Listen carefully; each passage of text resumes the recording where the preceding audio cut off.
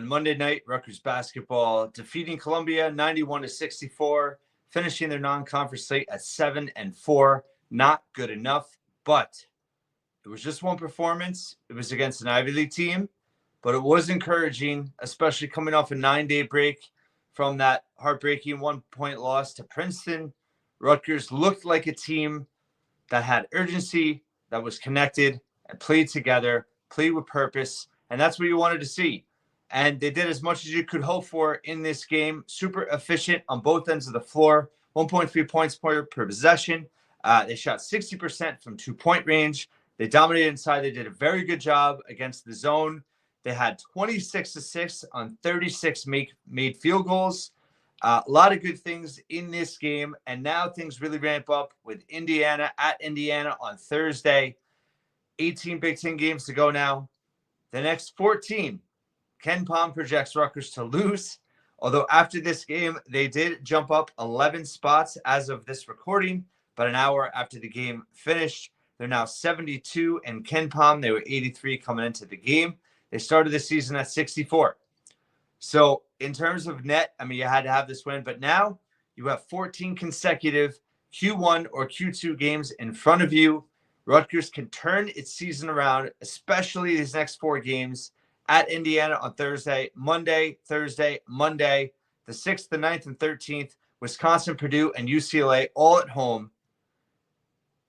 Everything is still in front of them.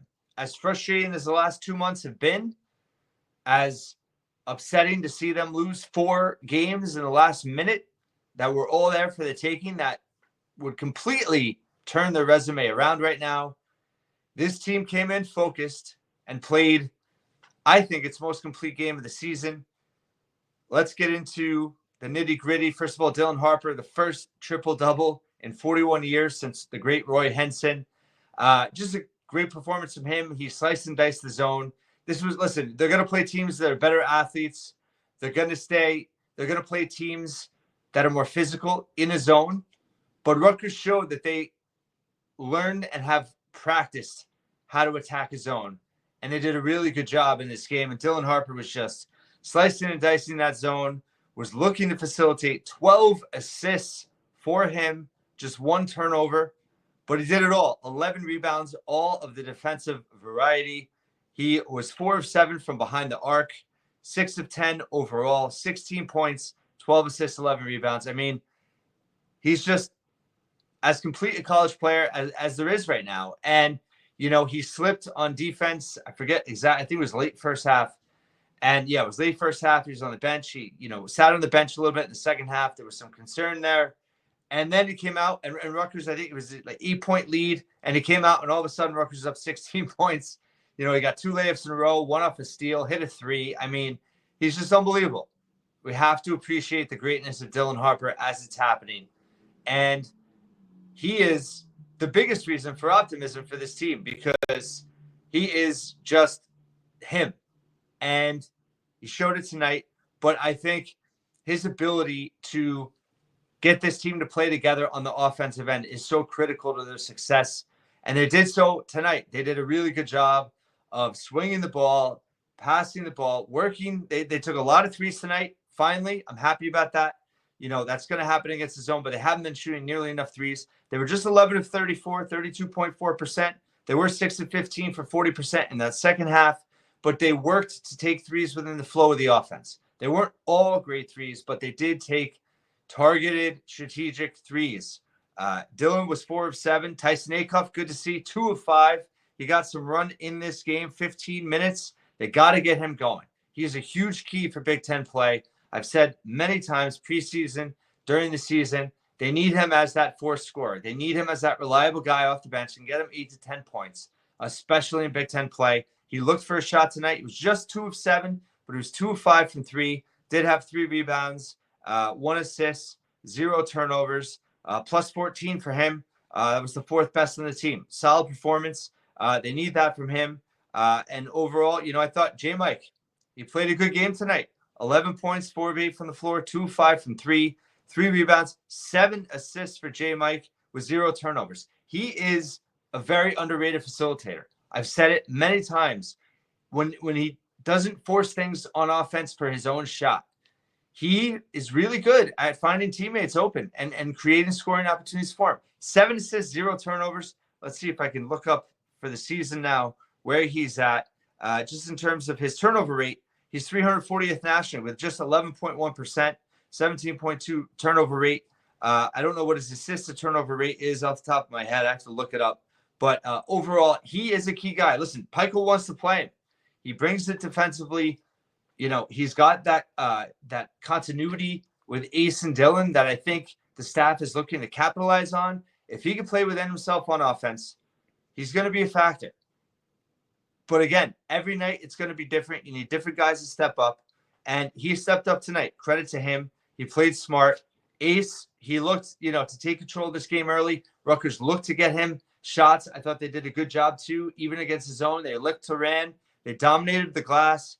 And they were able to get Ace out in transition. And he had, just his ability to take it the length of the floor, that Euro step. He was able to finish in traffic several times early in this game, getting him going. He was 11 of 18 from the floor overall. He started 8 of 11 in the first half, had 17. A little bit more quiet in the second half, just 3 of 7. But he had 6 boards in that second half. Did have 3 fouls overall. But I thought that he played a very good game. He played within himself as well. His shot selection's better. He had 2 blocks and a steal on defense, made his presence felt. And obviously, his potential, he hasn't played to his potential yet. And that's not even to say he's played bad, but he hasn't played to his potential. By the way, those are saying, he needs more time. He shouldn't go into the draft. His potential is immense, and you get drafted based on your potential and where you're being projected. He's still very much a top 5 pick. I think he'll still be a top 3 pick. And I think he's going to keep getting better. And I think I think things are starting to kind of slow down for him a little bit. And that's going to be critical. I mean, this Indiana is going to be such a huge game. I'll preview it later in the week. But this team has an opportunity to make a big statement and then come home and have 3 Big Ten games where they can really make some noise and get right back on track where they need to be. Overall, this team, Jeremiah Williams, I love his drop step, love his ability to get into the paint. He was 4-10 from the floor, missed both the threes, had 3 rebounds, 2 assists, 0 turnovers. His team as a whole, 4 turnovers all night. Very impressive there. They forced 14 Columbia turnovers. They were 14-5 edge in points off of turnovers. They were 45-31 edge in total rebounds, 14-3 on the offensive glass. Didn't take advantage of it enough, though. They missed a lot of second opportunity points. Just 9-5 edge there, but the bench showed up, 28 points there, 44-26 edge in the paint, 18-11 on fast breaks, and like I said, 26 assists on 36 makes. It's really impressive. Columbia, they beat Nova by 10 on the road, so they don't have any other impressive wins, but they beat Nova by 10 on the road, scoring 90 points. This team can fill it up from 3. They did shoot 39% on 28 attempts.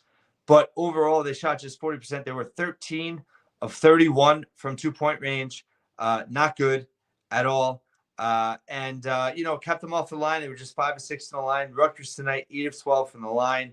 Overall, didn't get there a lot because of the zone, but they were effective getting inside. And I just thought they looked focused tonight. They came out from the jump. They jumped out to a 15-6 lead.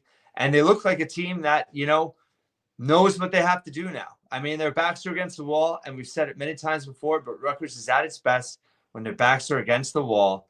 And this team, they know what they're in for now. They have to make some real noise in Big Ten play to get back in line and make the NCAA tournament. That's just the reality of the situation. And the way they played tonight, again, against an inferior opponent, but they blew them out. 27 points is going to do wonders for the net that will come out tomorrow morning. And they had to take care of business. And to see them respond the way they did in a game that, if they messed around, they could have been in trouble. It was good to see them assert themselves from the onset. In the interior, overall, Ebola, not much of a factor tonight. 3 points, 5 rebounds. In terms of Somerville, he was the 4th double-digit scorer. Had 11 points on 5 of 7. Super efficient offensively, 5 rebounds. Overall for him, 19 minutes, he was +9, but Dylan was +29, J. Mike +28, Ace +23, and overall all the starters were in the plus category, but it was also layups and dunks. 15 of 21, but 73%. That's super efficient there. So it was just great to see this team, play together, play connected, and play with purpose from the outset. They didn't look lost at any point in this game. And, Columbia didn't just go away. I mean, at one point, it was a single-digit game in that second half. Just looking it up here. I mean, it was, 54-46 with 14 to go. And then they just kind of took off from there. That's where Harper had those 2 layups. He had 3. Durkak stepped up at those points. But when Dylan hit that 3, they went up 16. You did have Columbia kind of bounce back, cut it to 11. Then Jeremiah scored. Somerville scored. You had Jeremiah again on second chance points, pushed it back. And then they just kind of kept going from there, stretched it out, and extended that lead to 20 plus, and it was never close from that point on. So overall, I think you have to be happy with this performance. It is what it is. They haven't proven anything yet, right? They haven't proven anything yet. You have these next 4 games where you can really prove something for this team. And I think that's what we're looking to see starting Thursday night in Indiana.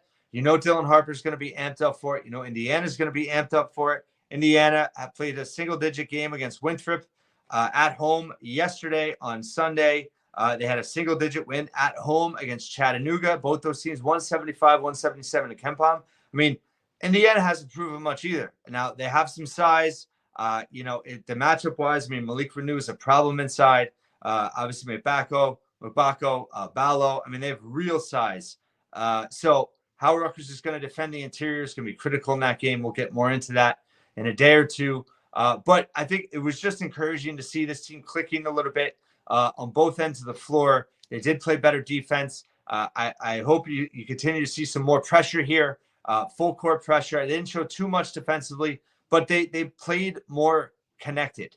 And they didn't give up a lot of second chance opportunities against a team that, can burn you from kick out threes. So that was an encouraging sign as well.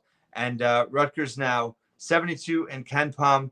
Like I said, 8-5 overall, 7-4 in Big Ten play. Just looking at any other stat lines. Good, by the way, good for Peter Noble. Walk on, hit a 3, 1 of 2 from 3 for him. PJ got some shots, 1 of 5 from 3. Not super efficient there. Martini didn't do much. 0-2 from 3. So those guys just combined 1 of 7. Those are your 2 best 3-point shooters. I still buy by that. The numbers say so as well. But Rutgers needs them to get going in Big Ten play as well. I think that's the key now in these next 4 games is what can you get from the complementary players. It was good to see Jay Will playing it well tonight, Jay Mike, and Somerville. Those are your next 3 right now after Dylan and Ace. You need those guys to show up. You need Acuff, Hayes, and Martini. You need something from them. So, but defensively, they have to stay connected. They have to not give up easy baskets in the inside. So we'll see what happens. But overall, it's nice to have your most efficient performance going into Big Ten play. And you have no break here. So you get a little bit of momentum. You had 9 days off between games. And now you have 2. And you go to Indiana. It's going to be a hostile environment. But it's a really big opportunity for them to prove themselves and make a big-time statement. Come home for a rare 3-game homestand that can basically turn your season around. So I'm amped up. Again, it's just 1 win, but this is what everything you wanted to see from this team in a bounce-back performance you saw tonight. Can they build from it in Indiana on Thursday? We'll see. Thanks so much for listening and watching once again here at the Scarlet Faithful podcast.